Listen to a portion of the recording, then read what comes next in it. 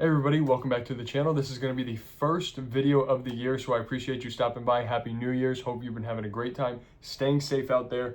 In this video today, we're going to be reviewing the SpongeBob SquarePants movie. Now, I'm not talking about the new Search for SquarePants movie. I'm not talking about Sponge on the Run. Not even talking about Sponge Out of Water. I'm talking about the original animated SpongeBob SquarePants movie. Now, this movie I have seen so many times in my life. Honestly, since getting Letterboxd, I think I've seen it like 4 times. I review it every time because I love it so much. But yes, this movie is nostalgia, straight up. I remember watching it so much when I was a kid. My family and I would throw it on, and we were always impressed, but also a little bit intrigued by the difference in animation from the movie versus the show. I still prefer the early season animation compared to this movie, but that's beside the point. I think this movie is adorable. It's incredibly funny. It also is honestly just a great story. It's super heartfelt. I absolutely love the adventure that Patrick and SpongeBob go on throughout this film. I think we see their bond growing together. They're overcoming all these adversities. I think it's so good. I also love how SpongeBob is being counted out the entire film, so it really feels like a nice redemption arc for him because he's proving everybody wrong. He's proving that he can do what everybody's telling him he cannot do. Great stuff, very profound, and honestly for a kid's movie, there's some emotional and some pretty dark stuff here.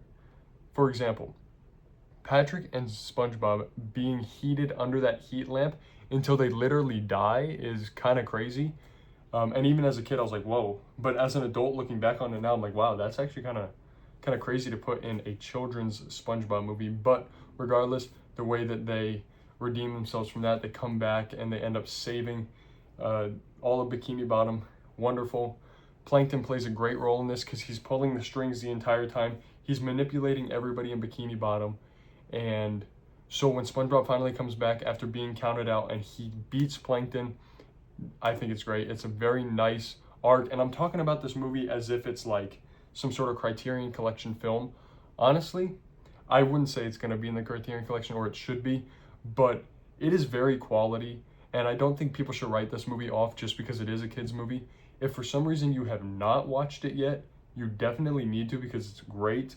And I have a couple things about the movie that I want to say that I'll get into now. Firstly, I think the humor is great. So there's so many amazing moments. I love the bubble blowing baby scene. It's so funny. Every time they start doing the chant, all bubble blowing baby, I have to like repeat it every time.